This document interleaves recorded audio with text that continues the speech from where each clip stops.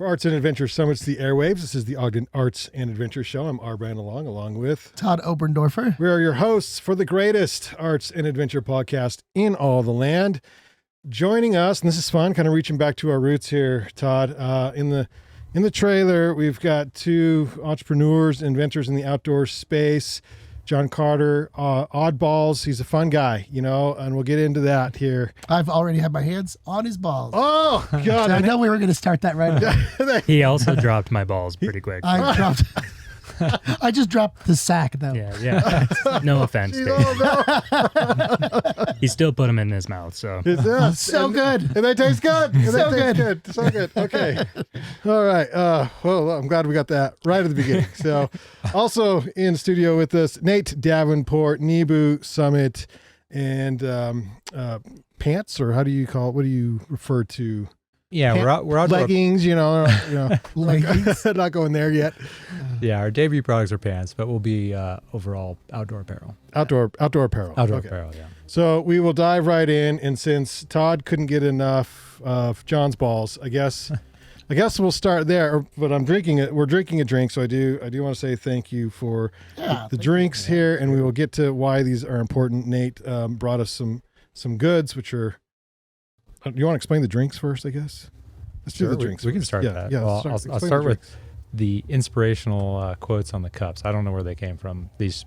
A year ago, I put all my stuff in storage and moved into a motorhome when I kind of started this whole thing. And I just recently moved into a house, so you start unpacking boxes and finding things. You're like, where the hell did this come from? And these glasses are one of them. And so I can't tell you any history behind the quotes, but they're inspirational quotes. And the drink, what you care about. What does yours say? Mine says genius is 1% inspiration and 99% perspiration. Okay, yep, heard that one. Todd, what does yours say? I don't have a reading glasses. Okay. Come on, I've gotten old. Okay.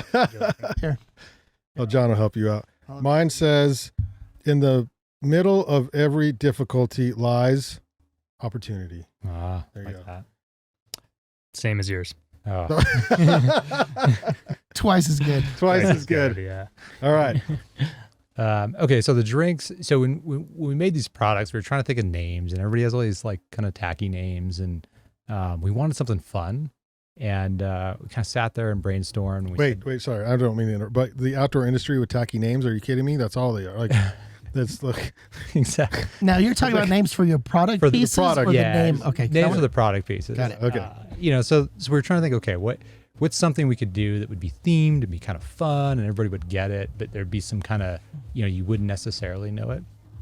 And alcohol drinks kind of came to mind because, 100%. Woo. All of them usually have some story behind them. And, they're a lot of them, you can find a lot of subtle drinks where people are like, ooh, what is that? Singapore Sling, what is that? So we decided to go with that. And what does that pant look like is what I want to know. We're still designing. I think that's a 5-year process. Okay. So we decided, we thought that'd be neat. And, there's endless options. And nobody has them. So you're not going to find another Rob Roy pan unless somebody's, ripping us off. So the Rob Roy is a drink named after a Scot, Rob Roy, who they kind of key is like they call him the Robin Hood of Scotland. And, he did steal from the rich. I don't know that he gave to the poor, but he did steal from the rich. He was kind of like a cattle thief and just evaded, capture several times. He actually was slated to get executed and talked the king out of, letting him go. And so he said, our first pant, we want it to be very versatile, ready for any situation. And Rob Roy was kind of that guy. So they made a drink after him. And so that gave us the name. Mm-hmm. And the Rob Roy is more or less like a Manhattan, but with scotch. Mm. And you picked a smoky scotch. I pitched very smoky, peaty scotch. Can you smell it over there? Oh, I smell it. Yeah. Everywhere. It's good smell though. Yeah, good. Yeah, good. Yeah, I'm kind of a sandbagger, and so most people don't like the peaty stuff, and so I kind of wanted to see what you guys would. Okay. Oh, extra peaty. Yeah, Extra peaty. Yeah, Okay. go Yeah. extra peaty. Yeah. Is that a Kevin Costner flick? I want to say it was Liam Neeson. Was it Liam Neeson? Rob Roy. There was a Rob Roy, movie yeah, made, and it was kind of in the vein of like a Braveheart type thing. Right. But, Right. want to say it was now I want to look it up. I thought I was I thinking kinda Kevin remember. Costner, but Kevin Costner could. Not Kevin Costner. That's a rough Scott. I mean, No, because do you remember Yeah. Robin Hood where he had an accent for the first 3 minutes and then just gave that's up? what it was. Yeah, that's what it was. Robin. He was Robin Hood. Okay. I loved Yeah. that movie, but I loved the, just just the gave up. balls of being able to like, you know what? We're going to film this whole first section and then we're just going to give it up because it's so bad. I love that movie so much. But Liam Neeson has a strong natural accent. You're right, so- right. Yeah, you're probably right. think with it's- that one. Okay, that makes sense. Okay, yeah. So good.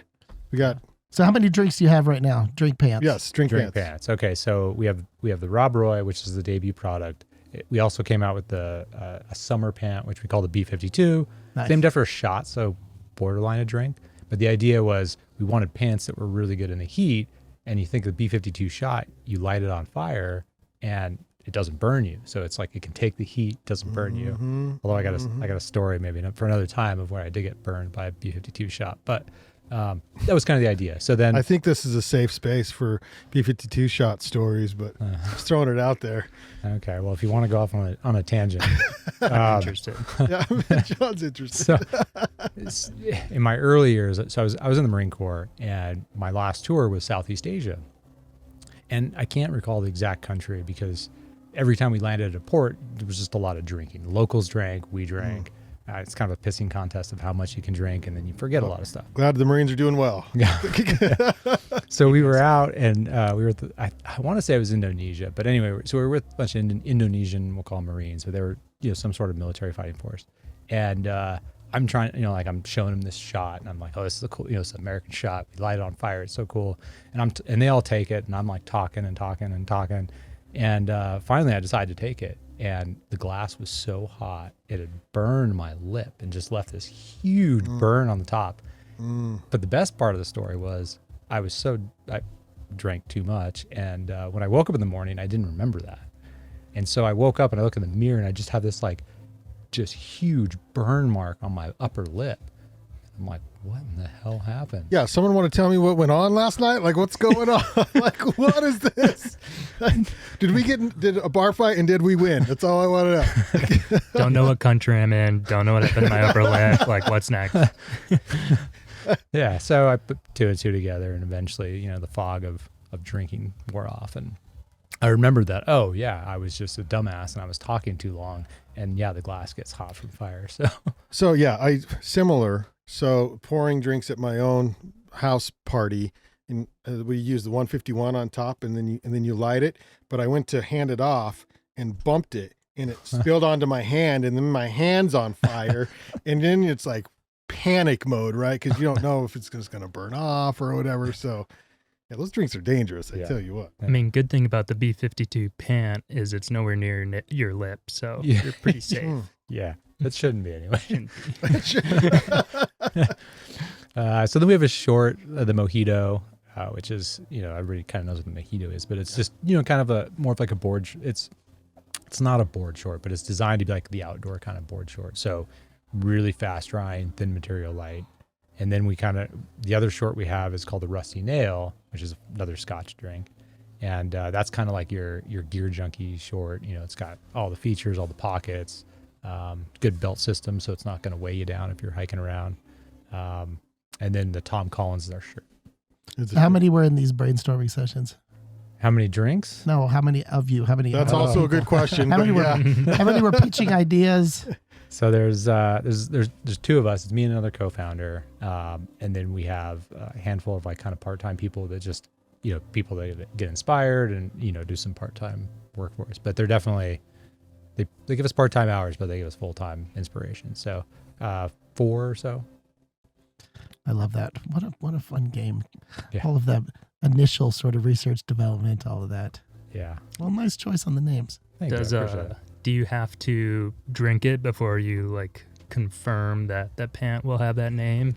It doesn't feel right. It just doesn't feel right. It's like christening the pant. Yeah, you got to put it on. You got to take the drink, and you got to sit there and just stew. This is brilliant. Yeah. There's so many good ideas because I worked in the outdoor industry for 10 plus years. And when you work in small retail shops, you get the packages come in. We got packages from Patagonia, packages from Prana, packages from OR, Rab, all these. And sometimes I'll package them different. And some of them do a really good job of putting little I don't know what to call trinkets, but just little tags in there that are useful, right? And I'm just like, dude, you got like cocktail tags, like you've got he goes, you can get crazy with this stuff. Yeah, it's all our new tags. Our first tags, we tried to cram too much, I think, into it. Mm-hmm. And they're still really neat designs, but our new tags on the back of them has the drink, has the instructions how to make the drink. Brilliant, yeah. And so it's kind of, it's a little fun. Yeah.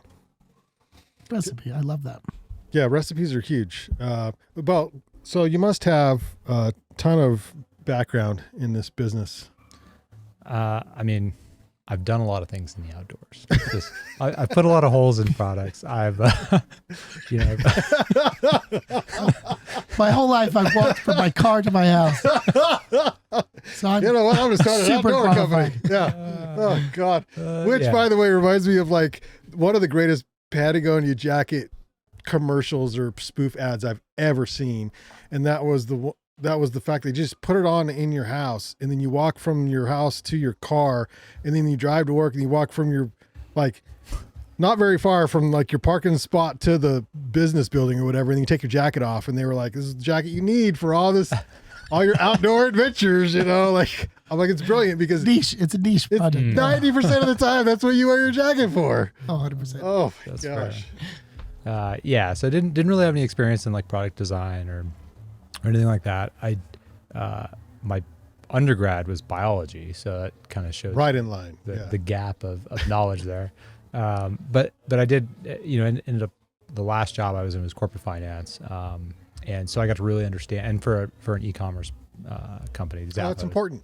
Yeah, so I got to understand. Like I had a really good understanding of business operations Yeah. and like how the things work from a high level. Well, okay, so there's two ways to do this. A lot of these, we saw a lot of startups running a small boutique shop for over 10 years.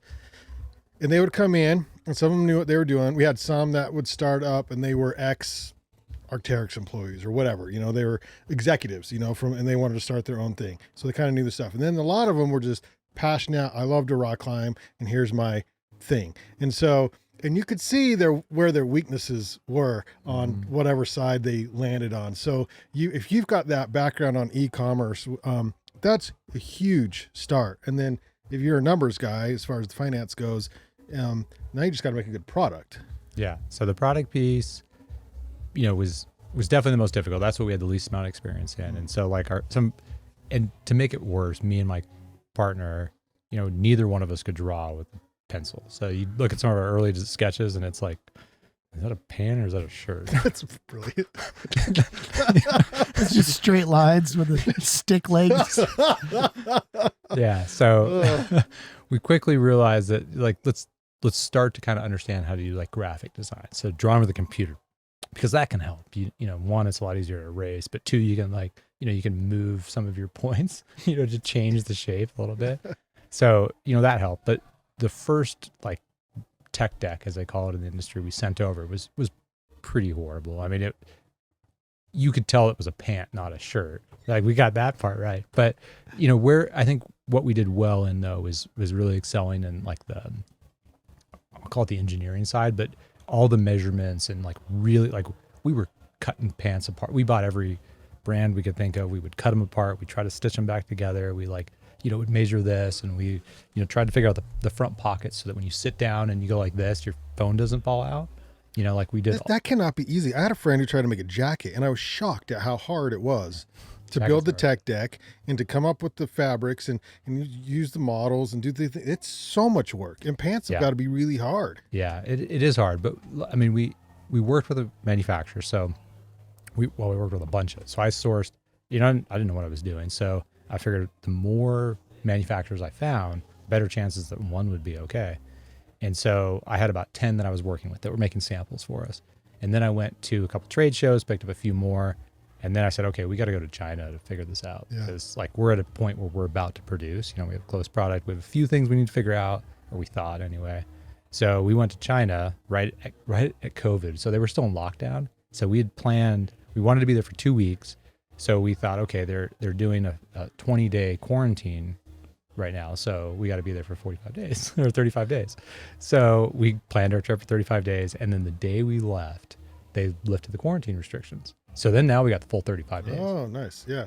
So we went and visited all the manufacturers first and, kind of saw their operations. And I'll tell you, it's very different. The email correspondence, like your perception of what you think they are versus when you get there. Like one was, we really liked them and we got there, they showered us in gifts and they were just, taking us out. They would, when you would have a meeting at 9 a.m. at 8:30, a knock at your door, at your hotel door, and they would give you a Starbucks coffee in preparation for you getting on the, in the car to go to the factory. Because Americans all love Starbucks. But that's 100%. They hand you a McDonald's and a Starbucks. Actually, America is like shipping Starbucks over to China just for these meetings.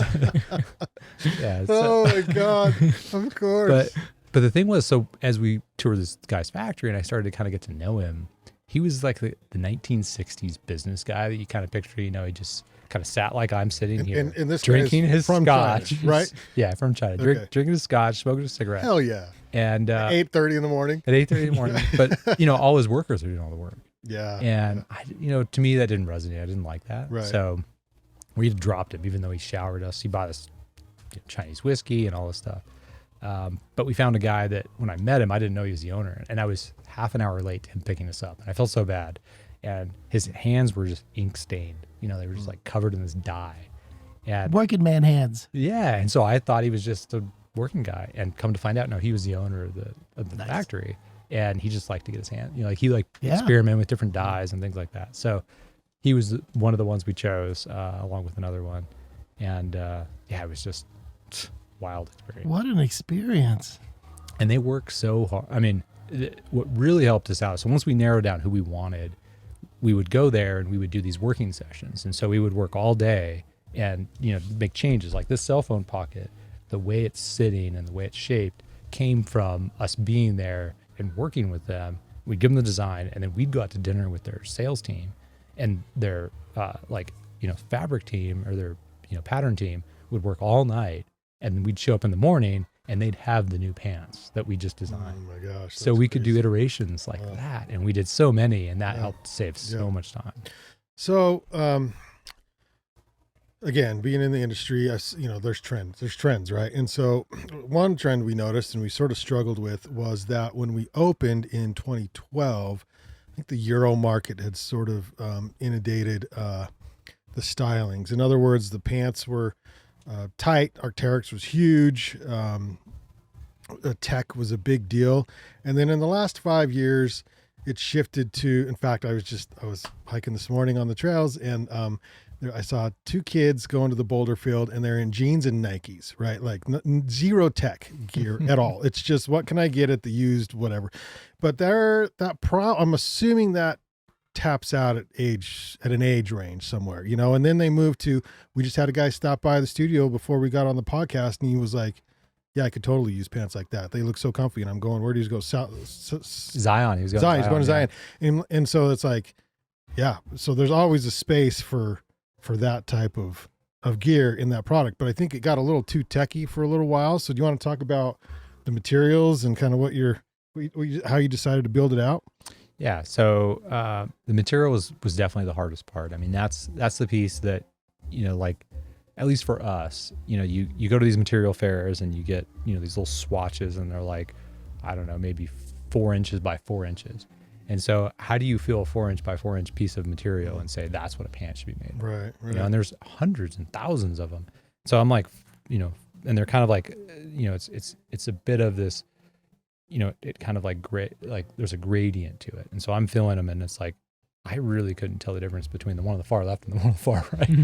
It was so bad. And so like what we would do is at first we were just picking randomly and then we'd make pants in them and we'd get them and we'd try them out and we'd go, okay, how does this work with water? We'd run them through different tests. How does this work? How does wind flow through it? I built this like really crappy little 1x1 little frame that I could cut the fabric out and stitch to it and put a fan on one side and I put a piece of paper. Yeah, buddy. And you'd blow it through and you'd see it move. Okay, this one's better than that. And so we were really kind of caveman style. It was So they weren't like knockoffs of brands we know type of stuff. Like I was thinking everyone knows Gore-Tex, but there's a lot of there's a lot of fabrics out there now that are similar to that, or does the same thing, windstopper and rain and stuff. That did they offer those, or what were you looking for? Yeah, I mean, we kind of want so what we wanted in these pants was we didn't want to add some, like DWR that just kind of washed out after 20 or so washes. Yeah.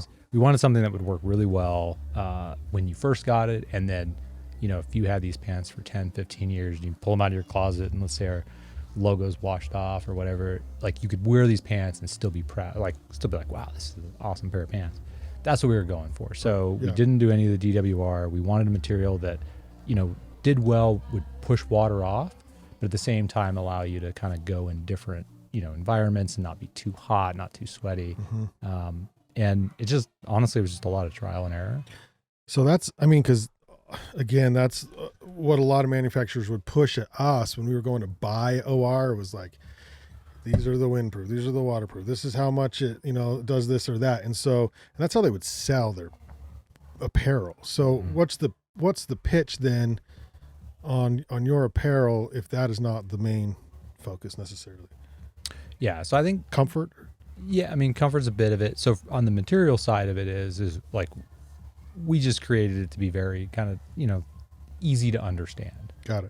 It's not, you're not going to see this huge technical thing. It's just one leg goes in this hole. Yeah, you're going this hole. Nobody's right, because the technical specs on some of these, and they were proud of how all that does all these things, and it's dude, it's a jacket, Where's there's a zipper for what? What's this one zipper? Oh, yeah. Well, but the whole industry became that for a while, and it was just and then that justified the price point being this enormous price point, and people are like, dude, I just need a damn jacket, or just need a pair of pants to, you know what I mean? So yeah, so we figured, okay, it's difficult to understand all those tech features. So, but it's really simple to understand. Seeing the video of a fan blowing through the pants and a piece of paper doing this, that's easy to see. Okay, this one's more breathable than that one. So that's what we want to focus on, is more on the benefit side that customers could understand. We didn't want to sell, we don't want our customers, we don't want our customers, but we didn't want to sell necessarily to we'll call them the dirtbag climbers that care more about buying the kind of cheap pants, that they're just whatever's cheapest. And we also didn't want to cater to the people that just wanted the most features. We wanted people that truly cared and would put the pants on and go, man, I like these, I understand them, I know why I bought them, and that's kind of what we were going for.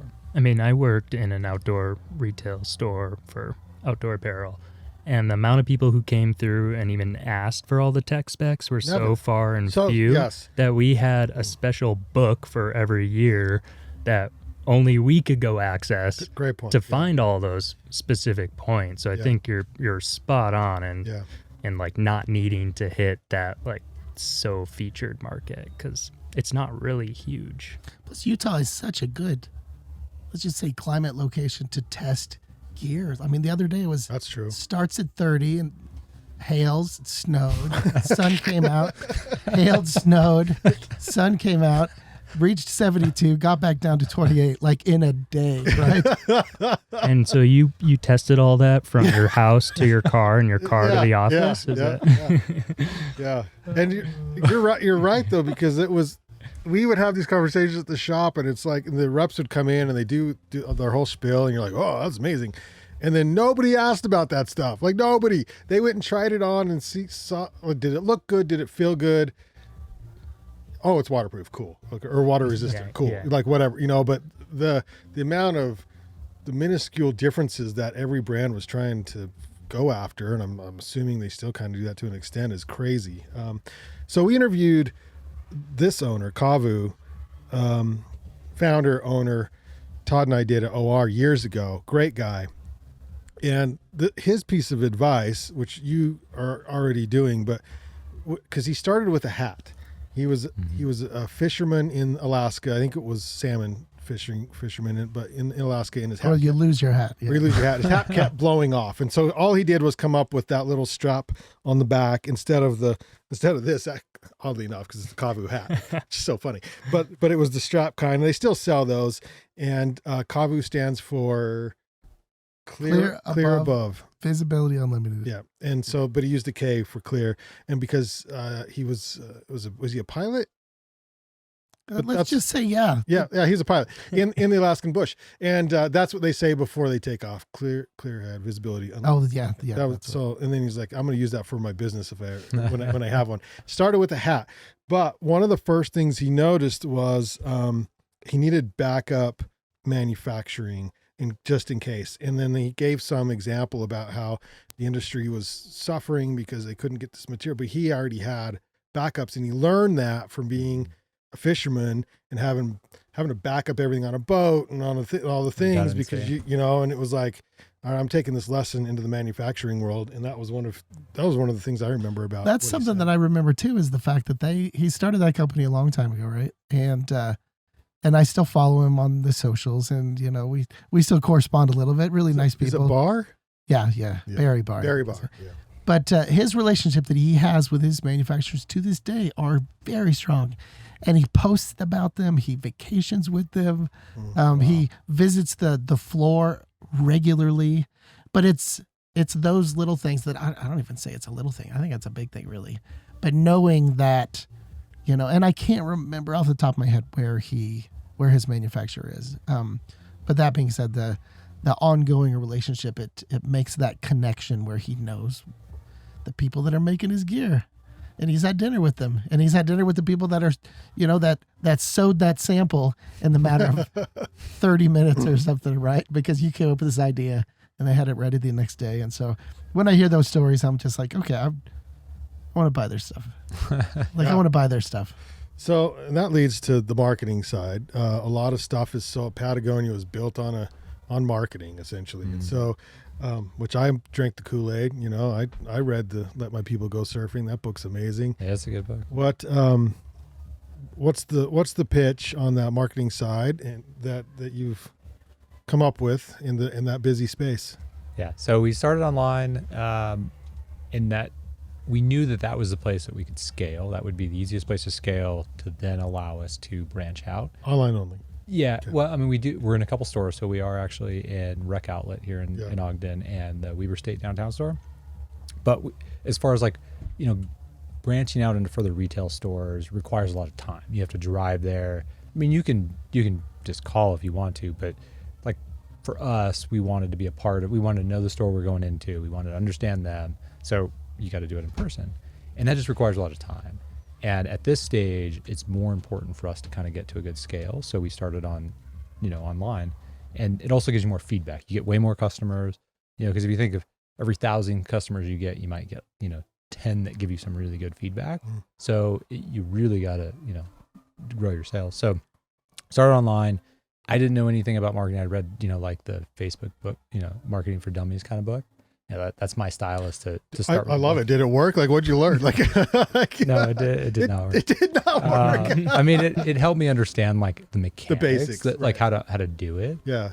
But really kind of understanding how good copy works. It's because you're not a dummy. That's why it didn't work. You got to get the marketing for smart people. Or I was too dumb and it didn't resonate. I don't know. Yeah, but so really kind of branched into just understanding marketing at its core. So read a lot of books there, met a lot of people, met friends here that work for outdoor brands that do marketing, and using those resources I think really kind of helped me. But I'll say our first, I don't know, we'll call it 4 months where it was just me doing it all by myself. It was pretty bad. It was I would say for every $1 I spent in marketing, I would maybe get $1.10 in sales. So pretty bad. And most of it was because I'd get feedback from people that saw the ads and they would say, "Hey, dumbass, you misspelled that word." And I'm like, oh God. Yeah. It's that kind of honesty that we need more of. Because you're like, why did nobody tell me this? Forever. It's been out there for a month. Nobody said I misspelled this word. The part that you could do without, though, is the dumbass part. You could just tell me that I misspelled that word. Yeah, like a private DM, maybe. Nope. You can never do that privately. That's got to be in front of everyone. Yeah, you'll never forget. I got it. I know how to spell friend now. You're like, thanks, friend. Back to the comment. Oh my God, that's so funny. That is a rough world, though, too.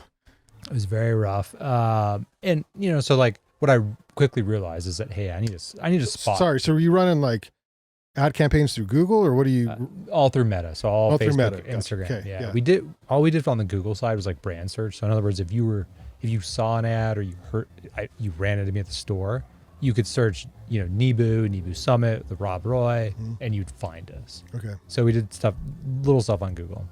And so then I quickly realized once we went through like the holiday season, like Black Friday and stuff, and that was really expensive for us. I realized that, hey, I need somebody that can be, really focused on the details of the marketing, really understand copy, help me make better ads. Yeah. And, luckily met, a really good buddy.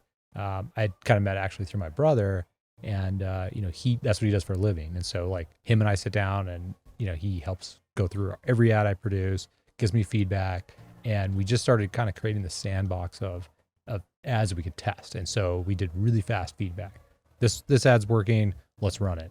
This ad's not, let's see, okay, let's change it, let's tweak it. And if you were watching our sales, you could point to the day that this guy came in and helped us. Isn't it amazing how much better it gets when you bring in people that know what they're doing? It's amazing. Yeah. And what's your goal? So it was like we were spending, I think we were trying to get a 3-to-1 return. What's the return you're looking for? So we're looking for return on ad spend of 2 to 3. 2 to 3 is kind of the sweet spot. Break even's like 1.3. Mm-hmm. So anything above 1.3. Is that typical for the outdoor apparel industry? I think so, yeah. Based on our price point, which is part of why we chose pants, it just has a higher price point because really what you're doing is you're paying for people to come to your website. And, you get a price point we're very competitive relative to other online stores. So like if we really wanted to push and get some of these returns that you see online only brands have, like the 4s and 5s, we would be selling our product at, $150, $140. But we come in at just flat $90. And, so it's a little less margin for us, but I think to me, that's a fair price. And that feeling of fairness, I think is really important. We could charge more and we probably wouldn't lose sales, but to me, this feels like this is to me, $90 pair of pants is what you should buy for products that you're using outdoors. Are you from Ogden? No, I'm kind of all over. I'm somebody that has no home, I would say. My dad was worked for a mining company, just hopped around all over. So spent a lot of time in Arizona, New Mexico, spent all my high school years in Peru, actually, which was wild. Awesome. Yeah, so much fun. Oh, I learned so much. I mean, I realized just how... Speak Peruvian? It's Spanish, but okay.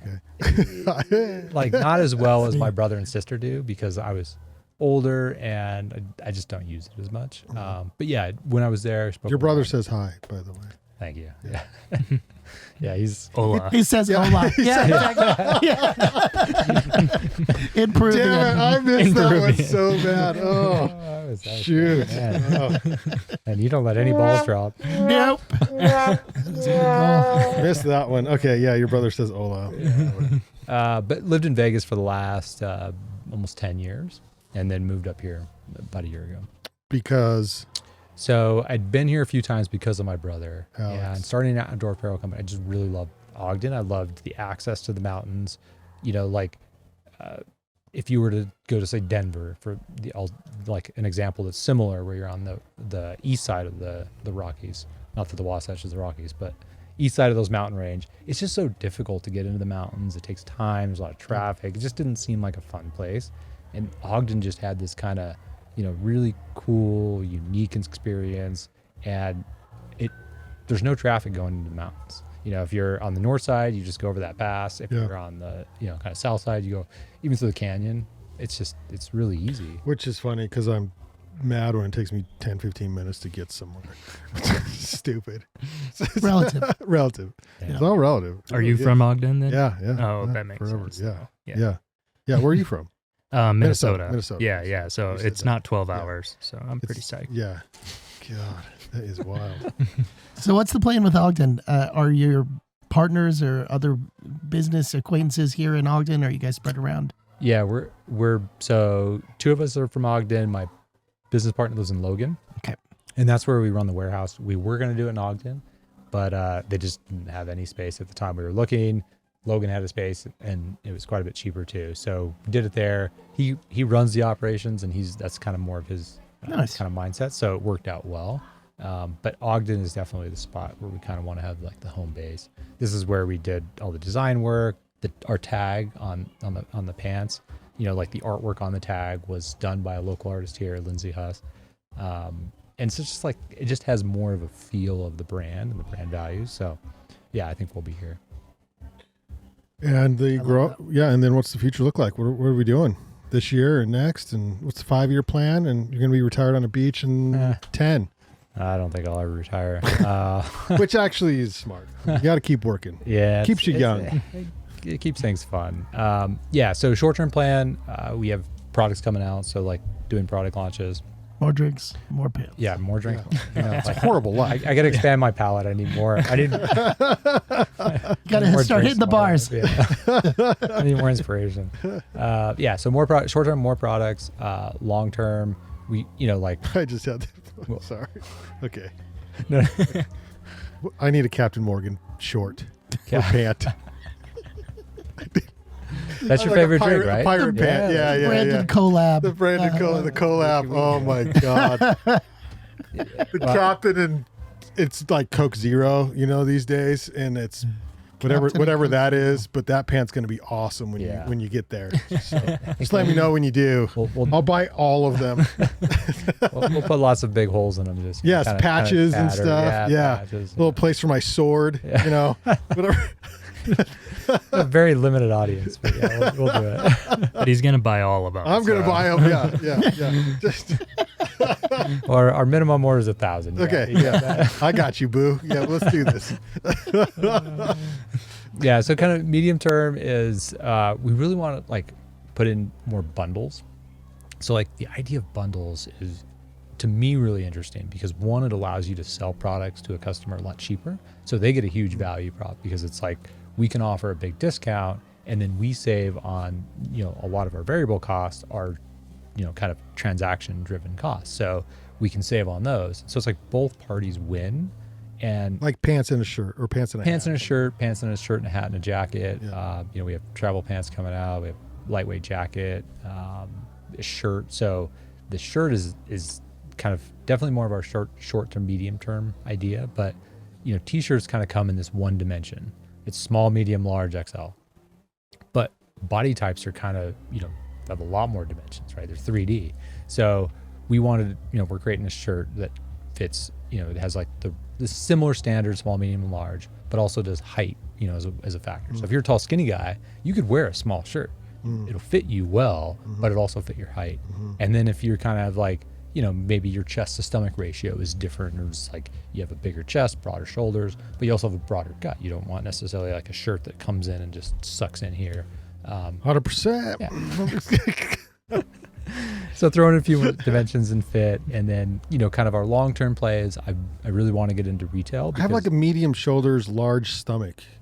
Yeah, that's what. Yeah, we'll get that. Yeah, that's in the Captain Morgan. The Captain Morgan shirt. We'll call that the Captain Morgan. The Captain Morgan. I think it's in Zucker's during Halloween, by the way. Just Zurchers. Yeah, I'm with you. Yeah, I'm with you. Yeah. Oh God, I hope so. Yeah, little baggy fit. Yeah, exactly. So, and then long term, just really want to get into retail because retail is kind of the spot where you just put your product out there for more people. Retail also forces you to be very price competitive. Like online, it's really kind of ambiguous on price to value because you're staring at just their products, right? But a retail store, it's like a customer gets a choice. They get to see this product compared to this product compared to this brand.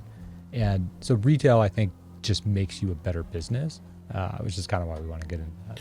So. Bootstrap, like that? Yeah, we're all bootstrapped currently. We did we're doing a small kind of friends and family raise just to kind of buy more inventory. Because right now we're very much like supply limited.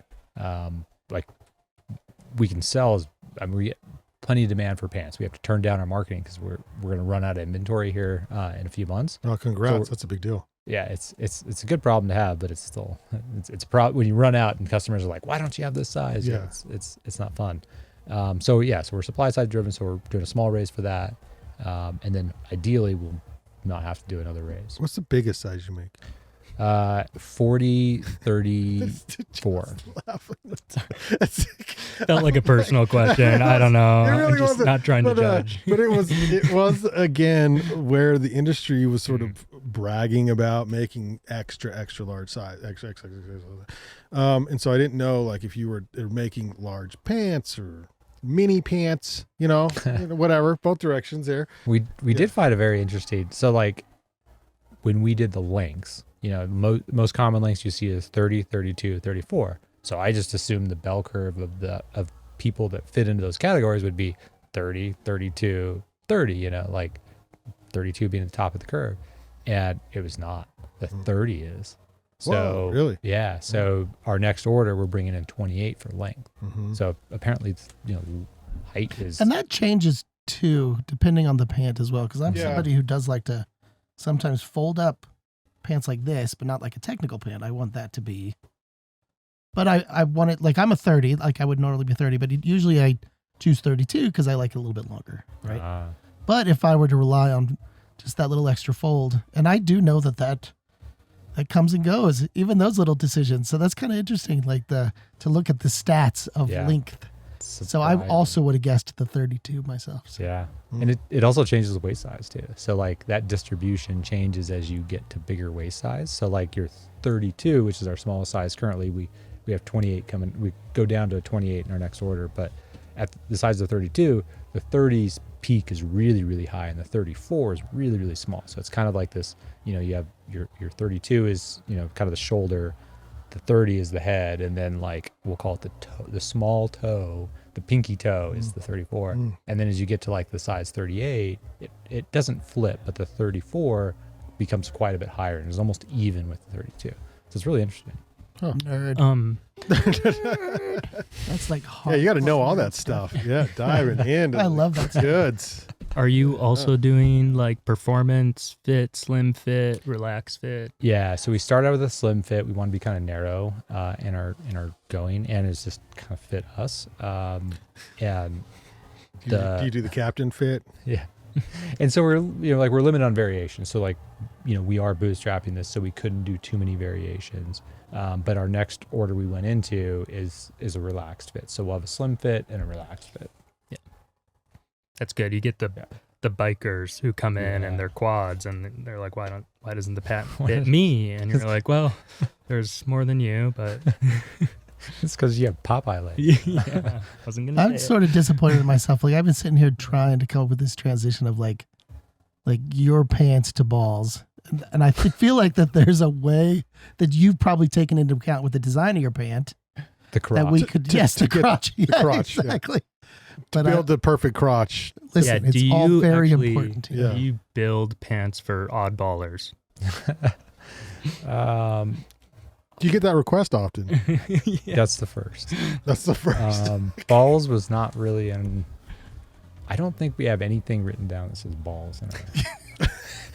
Well, in any of our opposite. As it turns, we have somebody that knows a thing or two about balls. Tell me about before we get there, though, just where can we find where can we buy your product and so follow what you're doing? Yeah, the biggest. Follow us on Instagram and and Facebook. I used to be better at posting. I'm kind of busy, so I try. But is it under Nebu Summit or just Nebu or what's? Yeah, Nebu Summit. Nebu Nebu okay. Summit. And then what would help us out the most is visit our local partners. So Rec Outlet, carries our pants, and the Weber State Downtown Store. Weber State Downtown Store has done a lot of marketing partnership with us.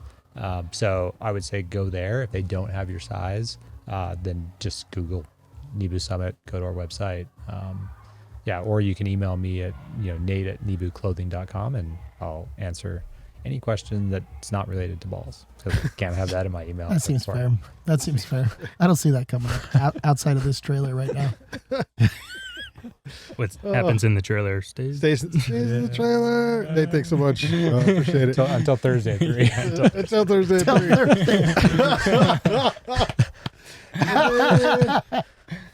And then we Yeah.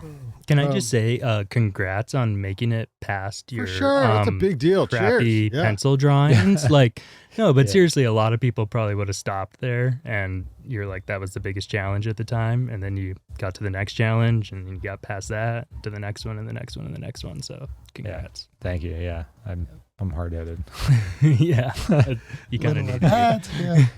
John, you didn't have pencil drawings, did you? I did of the He logo. starts out the initial one actually. were squares, and then they were like Starts rounding the curves octagons. And then Well, and then I settled on the, because I couldn't draw a perfect circle, I settled on the name Oddballs, because I was like, well, it doesn't have to be perfect anymore. It's, takes the pressure off. yeah, just like solved a big problem. Yeah. Okay, John. I'm sorry about that. All the jokes. No, I'm not. No, it's okay. More of them. But that's why you did that. That's why you went with the name, because tell us the backstory. Yeah, well, probably should make Show off sure the product. people know that what balls we're talking about. Yeah, they're actually your balls. they're energy balls. I like that you had to listen Food. for this long before you have any Yeah. idea what balls we're talking If you made it this far, congrats. The payoff is now. Yeah, payoff is now.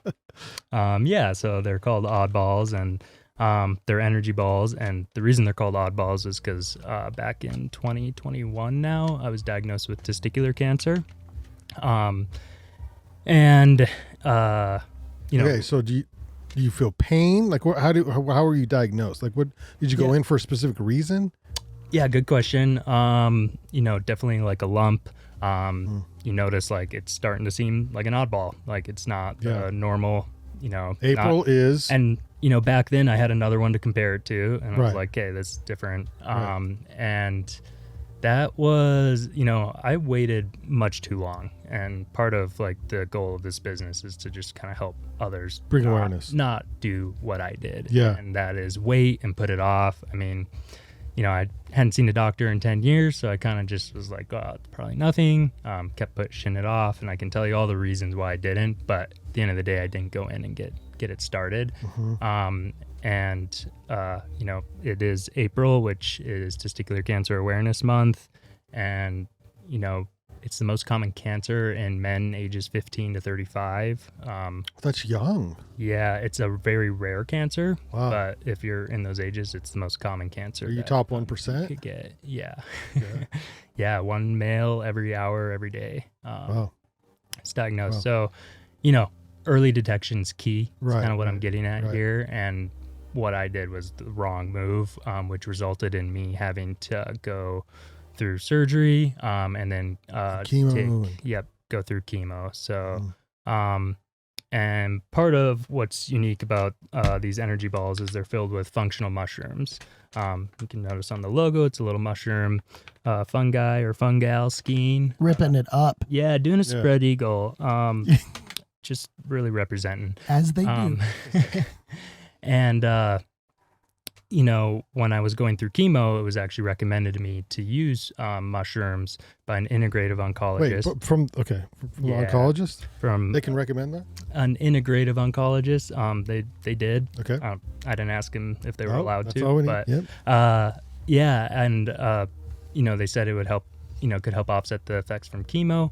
A lot of research I had done was also, a lot of stories out there that showed some really promising results from Like a specific treatment. type, or Yeah, so functional mushrooms kind of are, there's several out there, but the most common ones are lion's mane, turkey tail, reishi, chaga, and cordyceps are just some of them.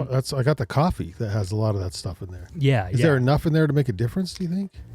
It's a good question. Main thing with mushrooms is that you need to make sure you get mushroom extracts versus like a unextracted mushroom powder. Being that the benefits that we're talking about with these mushrooms, and especially for immunity and cancer, it's found in these compounds called beta glucans. And those compounds are not bioavailable for your body unless they've been extracted. To answer your question, I don't know what coffee you're Depends drinking. on the process. So it just needs to be extracted. So, but some companies are using unextracted mushrooms. And do you know which coffees or even products use the extracted kind? I can't tell you all of them, but definitely they should tell you. I mean, the reason being is that like it's $35 per kilo of unextracted mushroom versus $175 per kilogram of extracted. Yeah, how much is your drink? It's not $175. I'll tell you that much. So, well, you're not going to pay that much, but yeah, it's like it's in their benefit to tell you because it makes a difference too, right? Like you're gonna, I mean, there's a placebo effect, I'm sure. It probably says on the package. Like mud water is an example of one that maybe is not using unextracted powder, or is using unextracted. Oh, they do use it. Mushrooms. Yeah. Yeah, mud water does not use extracts, just to be clear with that. So that's a huge coffee company that's not using it. And now there's other coffee companies that do. Everyday Dose is one that I can think of off the top of my head. I'm not sure about Rise. Okay. But, and there's many ways you can get extracted mushrooms, oddballs being one, or you can, just buy the extracts in a powder form and just add it to your coffee. Then you can kind of choose whatever coffee you want and how much extract you want in that's it not too. Bad. Yeah, that's what I personally do, just because then I can like change up my coffee if I want. Right. I can, have more one day. So you were in the kitchen making balls, like coconut balls or whatever flavor, right? And with mushroom. So because we talked before, and I didn't know this, but please restate the story. How when you were going through the chemo part, you were getting food that was sort of donated, and it was mostly junk food. And it was like, dude, I can't. Come on now. Yeah. What are we doing here? Yeah, it's pretty funny. I mean, when you there's like two different ways you can approach cancer. Some people just don't want to like do any sort of research themselves and just want to listen to whatever someone tells them, and that's totally fair. Or the way I approached it was I just had to research everything to know like what was the best decision to at least give myself a little bit more time. And biggest thing is like cancer. Sugar is like, I think a lot of people know sugar feeds cancer in ways. I shouldn't say it I'm not a doctor, so do your own research. But the food they were giving us in the chemo ward was donated, and it was just junk food. Lots of sugar. Just lots of sugar. And, it wasn't really like going to help in any way. And, early on, my partner, she got me a cancer diet cookbook, and you could actually look up in the book like whatever symptoms you were feeling from the chemo, and it would tell you recipes to make, and it was super helpful. And I mean, nutrition is, you are what you eat, and like nutrition's huge when it comes to beating disease. And there's a lot of research out there that shows like diet and nutrition can prevent and also like eliminate disease. So sugar's bad is what you're saying. Yeah, I mean, there's natural sugars, right? I think are those bad? I think natural sugars are totally fine. Okay. That you Processed find in food, but processed and added sugars are not really necessary. Yeah. And probably not doing you much good. Yeah, but something, cancer's got to be hereditary aspect too. I mean, you're a pretty fit guy, young guy. Do you really eat that much sugar, or it's just, do we even know what causes it half the time? We don't know. But sugar's still not good for you. So you wanted to eliminate it, right? I wasn't necessarily just focused on sugar. I won't say it was just highly processed junk food. Gotcha. Like at the end of the day, it wasn't like food that was really going to help. Yeah. It was just calories, empty calories. And like I would prefer, this like the cookbook example was extremely helpful when you'd feel certain symptoms like nausea, and like using ginger is like really helpful to fight nausea. And even just like sucking on a ginger candy, which again isn't probably good, but the ginger itself was enough to like help alleviate some nausea. So Nausea's the worst. Yeah. So when did you think about like, God, how can I make something that is going to be beneficial to Did it start with the cookbook? Yeah, maybe. So it started 3 months before diagnosis. I was kind of tired of a bunch of so-called healthy food. And I'm a big backcountry skier. So I moved to Utah back in 2010, mainly for skiing. And I just was really tired of food that says it's good for you, and then you look on the ingredients list and it's words I can't pronounce. And I think I'm like a little bit okay in the head. I feel like I should be able to pronounce them, and it's just like a struggle. So kind of wanted to change that. And so started thinking of a nutrition product, but then how could I make it unique and different and not something that already exists everywhere? And heard a podcast about functional mushrooms, not about cordyceps, which I wanted to make an energy one. And cordyceps is a mushroom that is good for energy. It actually increases oxygen uptake in your body, increases ATP, which is adenosine triphosphate. Yeah. It's like energy for your cells. Yeah. And I went home and I found that mushroom. I started supplementing with it. I stopped drinking coffee. I stopped all like energy input and just wanted to see if this thing was for real. For me, I found it super beneficial really quick, like 5 p.m., 6 p.m., 7 p.m. I just felt really good in the day, which before just, you kind of have these like up and downs, a lot of like a sine wave just going up and down. And this, I just felt good all day. It wasn't necessarily like, let's go climb Nebu. It was just like, I just feel really good. So I started making bars, and then 3 months later, bam, got diagnosed. Wow. And so kind of put it on hold, but right away I started supplementing with functional mushrooms, just because that was the one thing in my control that I could do that, had good evidence that was helpful for cancer. And so I started doing that. Then during treatment, it was coming out more that I should be using mushrooms. And then I even found a phase 1 clinical trial where they were using cordyceps mushroom for testicular cancer patients, and they made an infusion of it, and they were having such good results. They released them early. That's wild. And we're moving forward. So I don't know if it's like serendipitous or what you call it, but it was kind of too close to what I was already trying to do. And then being diagnosed, kind of felt like I wanted to just do something more with it. So, yeah. And then you came up with oddballs. Yeah. We got oddballs. Yeah. Started with bars for a little bit, and then one day just like took one of the bars I made and, some feedback. You can't do odd bars. Could have done an odd bar. Yeah, I can't really. And had some feedback, about. But still, you're very open about it, which is important, right? Like, cause you're not hiding from it or anything. It's like, let's put it out there, and which is extraordinarily helpful. And you got to have some self-confidence to do that. So it's a 180 switch. I would have never told anyone about any illness or anything I had. And then which probably led to the delay in actually going to the doctor in the first place. Probably. Yeah, absolutely. And I think that's why a lot of men don't go in and check, is they just like put it off.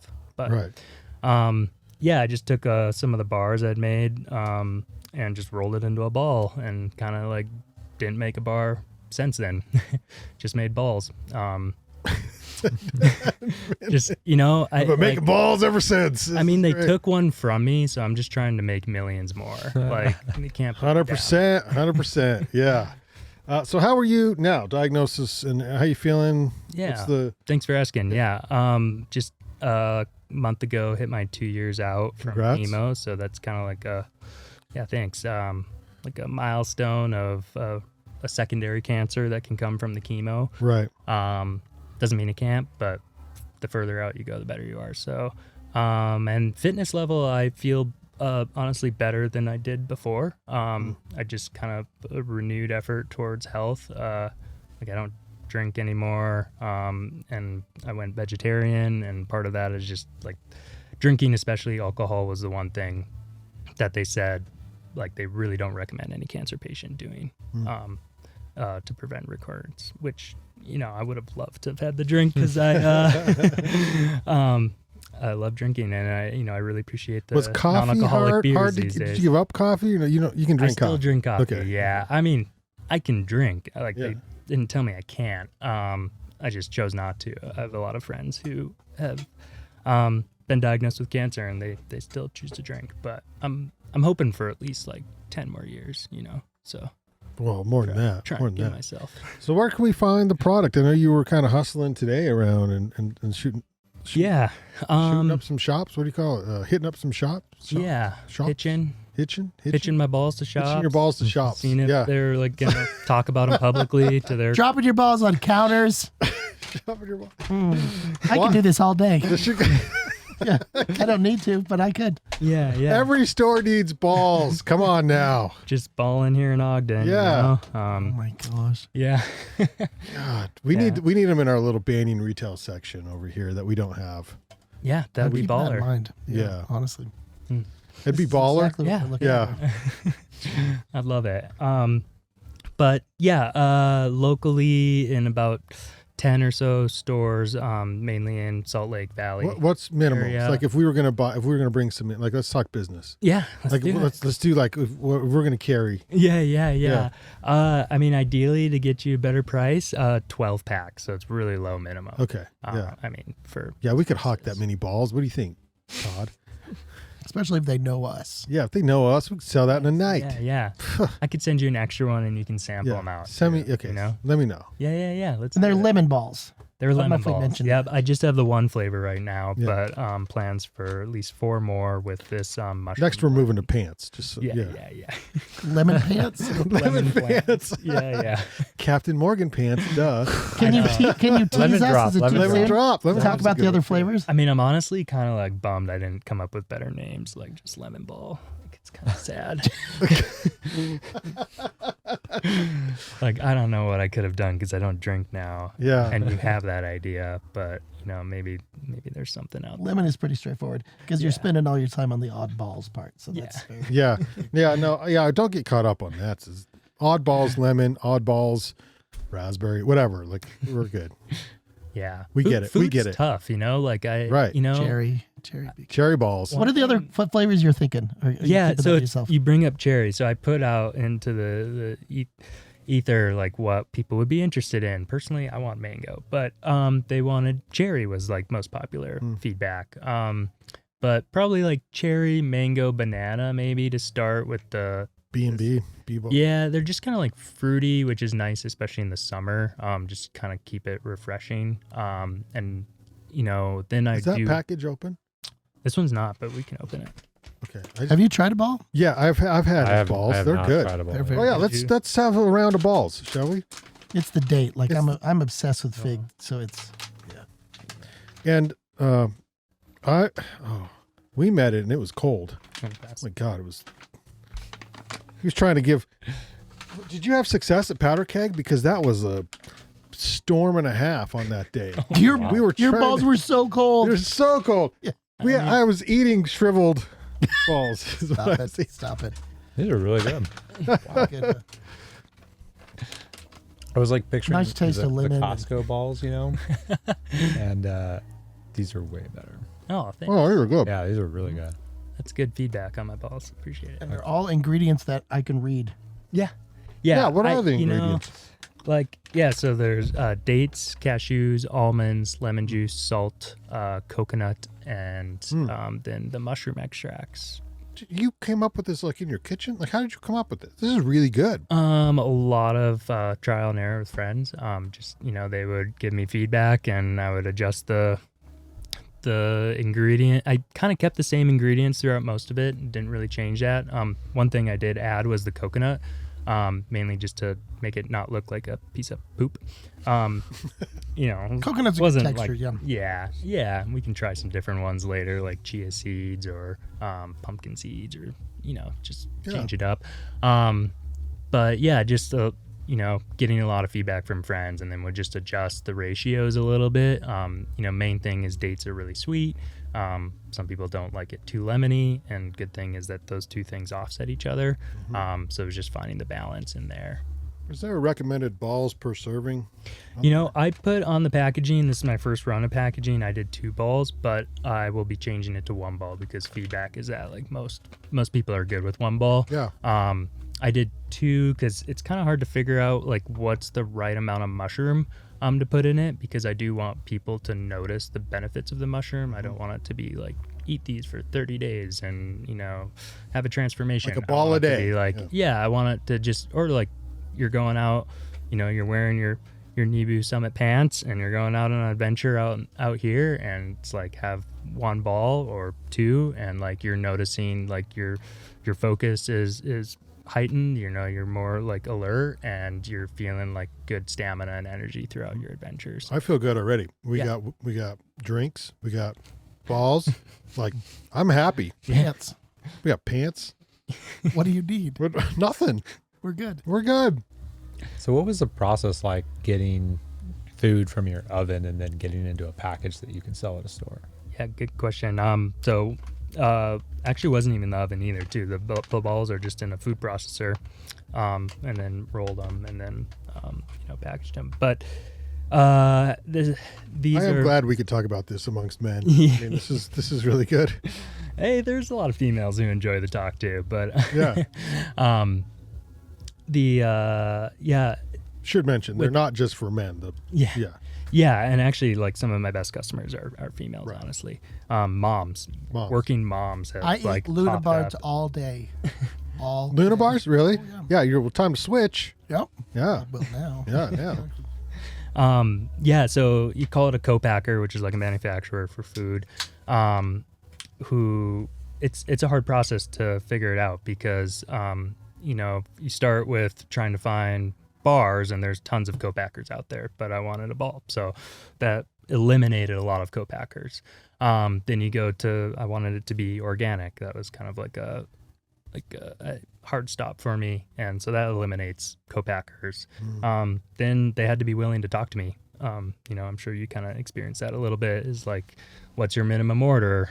Can you do a smaller order? And so that lowers the pool again. And then when I finally found one that seemed right, seemed really clear on their pricing, because with food, I'm not sure how it is for other stuff, but with food, they really try to nickel and dime you. It seems like they're just like, most of them told me they wouldn't be able to tell me a price until after it was made.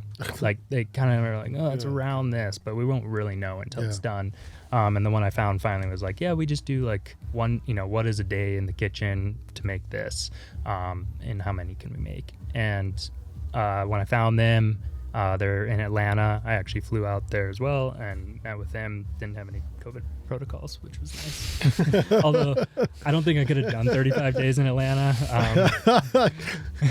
Easier to do 35 in China than Atlanta. That says something about, oh boy, look out. It's also during ski season, so not ideal. Yeah, not ideal. Not ideal. Gotta make those sacrifices. But last step, which I think you went through, is like getting a good feeling with them. A big thing for me was finding like someone who wants to grow and be a partner, not me being just another client of theirs. And it worked out. Was really good feeling. Still has been really good feeling with them. But that process took over a year from when I started the process of searching for a co-packer to when I finally found one, and then from when the first manufacturing run was done.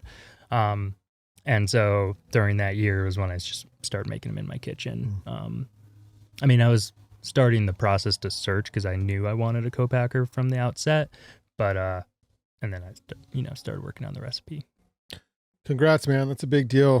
One, surviving cancer, huge. That's a big thing there. And then using it to do good, right? And helping out, and how can you help others? And yeah, we came up with some oddballs. So where can we find oddballs if we want to go buy some?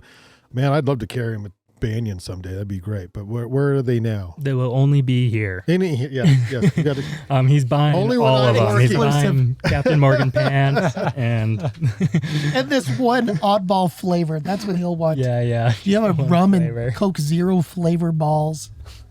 I'll take lemon balls with some Captain Morgan. Captain Morgan. Yeah, I mean, Drop them in. drop them in. Yeah, It's a bomb. yeah. You just dip them a little. Is like Yeah. You can go to Oddballs Funguy, FUNGUY.com.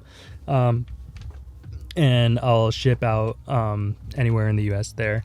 And you can find them on Amazon, although Amazon's tricky. Haven't quite made first page for Oddballs search yet. I'm pretty sure you're finding dog toys and maybe some other things there. okay. But yeah, otherwise, if you go to the website, you can find our local retailers as well. Okay. And so are you looking at, what are you looking at? Like health food stores or Harmon's? Like how do you do that? Because that's not, you got to sling that. That's hard. It's hard. Yeah. The first one was like was like really warming them up, the first one that I got, and that was a really cool feeling when it happened. And then it's since then it's kind of snowballed a little bit. I mean, 10's not a lot, but it's momentum. And I'm in specialty stores really right now, like outdoor gear shops, in some food, like vegan bodega sort of local stores. Well, after this podcast, I mean, blow up, like huge. Yeah. Hopefully your demand, you can keep up, Looking forward to it. We're huge with bodegas. So bodegas. Yeah. That's what they call themselves. So we have like a weird, random, like Singapore following. So do you ship international? I mean, you may think about that. I have shipped twice international, but it's not economic. Those were just family friends. Made an effort. They make for expensive balls. Yeah. I want to know what you two have learned from each other. You're basically at similar starting points here. Yeah. Anything tonight? Have we learned anything at all? For sure. Okay. I was just curious. I like the idea. It sounds like you have that second supplier lined up. I mean, I do have a really good relationship, but it has been something on my mind over the past 6 months or so of just like, it took me so long to get to the one. To get one, of like just being ready in the event. Although I feel really good about the relationship, it doesn't. I mean, my balls are in their hands, so to say. Yeah. What do you do? Yeah. What do you do? What do you? What do you do? Yeah. I think that's a good point too. I don't see us going anywhere, but it's probably good to have a good local outdoor adventure podcast in mind, just for our listeners. Just to have one lined up in case anything ever happens. I don't see anything happening. No, you never know. You just never know. Is it Walmart parking lot? Well, yes, yeah. That's where we'll be normally on Tuesdays. I mean, I think what I gathered here is that you're kind of, when you're doing this, and I'm sure you can relate, you get in these trenches and you're kind of by yourself. And so it's really fun to hear somebody else doing something and solving similar problems. Yeah. And it's like, okay, maybe this wasn't all luck, or maybe just two guys found really lucky ideas. But I'd say just knowing that other people are in your shoes is really, really a little comforting. You're not by yourself, Yeah. And I'm sure there's a lot we could chat about later too. Definitely. In your pants, your balls, all the jugs, all the things. You guys have been fantastic. I was so happy that it worked out that you were both able to be here on the same night, which is very good. So I appreciate you both being on. Go find all the things. Nebu, Oddballs. Good luck. Thank you. What can we do for you? Anything besides this, I guess? I mean, you could buy 1,000 pairs of Captain Morgan pants, tattered pants. Oh, you have some already? This is fantastic. Look at that. He's like messaging his people like, well, we're going to need some of these pants. I got a guy. Strong. I'm going to need some samples. Well, if you're local in Ogden, I did pitch 2 local stores today. So maybe hop in there and ask them if they got oddballs. Yeah. Okay. Good point. Absolutely. Yeah. Yeah. Thanks very much, both of you, for joining us. I mean, good luck. Both stories are compelling and very interesting, and I'm stoked for what you're doing. Local entrepreneurs, man, in the outdoor space ish food. It's what you do. So yeah. Good luck. I think it's awesome. Yeah, thank you. Appreciate it. Thanks for having us. Yeah, likewise. Todd, do you have any arts news? Same right now. Okay. So I'm good. Yeah, I don't really have any outdoorsy news. I did jump on the trails today, and they were really muddy, and I noticed there was a bunch of people mountain biking through the mud, which is probably not a good idea. So keep that in mind. Give the rainstorms in the spring like 12, 24 hours after it rains. Let some stuff dry out before you jump on the trails. We, meaning the community, I guess, is there's no pushback necessarily on that. It's just a good idea to keep the trails in shape. And so when they are muddy, I was able to thankfully there weren't bad sections. You could sort of skirt them, but the bikes always go straight through. So you gotta. Anyway, there was that. Just a heads up, I guess. Advice. One big announcement. I did have what I see as a giant wild turkey in the backyard yesterday. Hey, okay, so what the hell's going on? I've lived here my whole life. We haven't had a wild turkey issue until like last year and Why are all the wild turkeys? What's the rule? This one was so loud. It was so gobbling? loud. Tormented my way. dogs for a long time. I have a Doberman, and she didn't want to kill it or anything. She wants to play with it, but that noise was driving her crazy, and so she caught a glimpse of it through the window, and it changed her life yesterday. Because she wanted out so. She was a pain in the ass yesterday because of this turkey, this giant wild turkey that's just sort of worked its way across the yard and worked its way down. But then I heard it all day. I don't know what the deal is. Like, if you're not supposed to hunt them or kill them or whatever, but they have. I'm going to say they probably have taken off. Like these last few years, there's just turkeys everywhere. Yeah, I don't know. This is what happens when you flush a baby turkey down the toilet. Hey, turkey's life is great until November. They'll be fine until November. I feel like we should probably make that a thing, but we need a turkey expert on sometime. We do need a turkey expert. Oh, my 100% need a turkey expert. Where's our Division of Wildlife, sir? Not like Tyson. I want like a nature center. Yes. Thank you to Banyan One. This is Trailer here for powering today's episode of the Ogden Arts and Adventure Show. Listen and subscribe to Ogden Arts and Adventure on YouTube. Look for us on our Facebook page and Instagram, Apple Podcasts, Spotify, thebandingcollective.com, and the Podbean app for Android and iPhones. You can DM if you want to be on the show, like these two very lovely gentlemen, which we thank very much for their time. You can DM me, slip into my DMs, ask me about my oddballs or my Nebu pants, and I will give you a good review of both. So that is at Ogden Adventure. If you find value in this podcast, you can consider supporting us at buymeacoffee.com/Banyan Media. Okay, so we're going to take you out with a song as recorded live on Van Sessions with Kate Macleod. And this is about making friends when you are rafting down the green. The song is called Compaeros on the Rio. This is as recorded from Van Sessions, Kate Macleod. We'll see you on the next Ogden Arts and Adventure Show. Thanks for listening.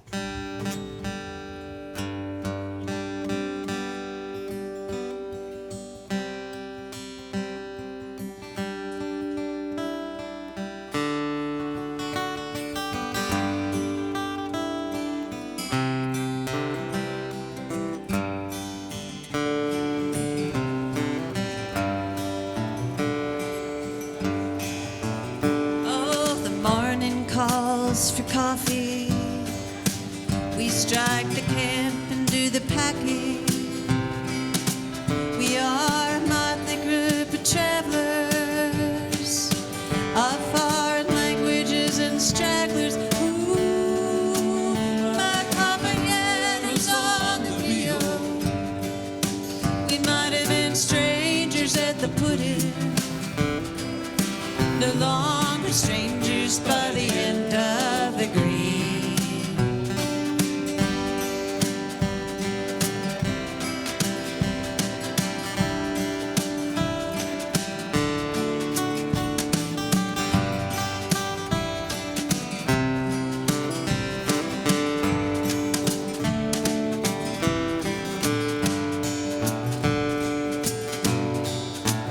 In our sandals and our saris, with our paddles and our stories, we ride the rapids in succession, in conversation and confession. Ooh, like compañeros on the Rio.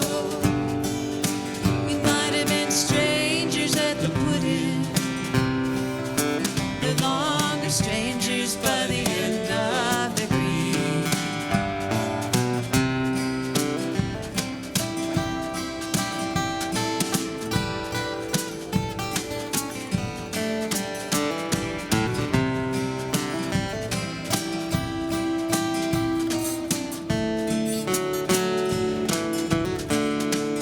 We see arches in the sandstone.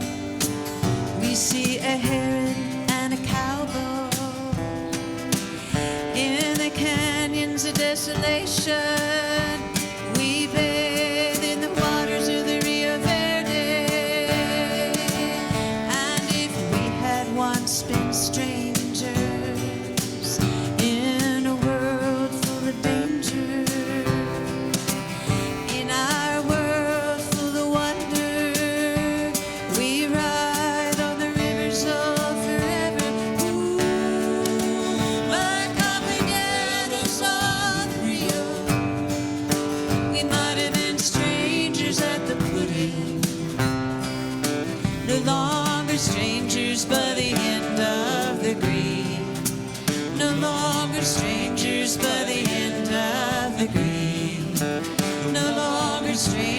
by the end of the green.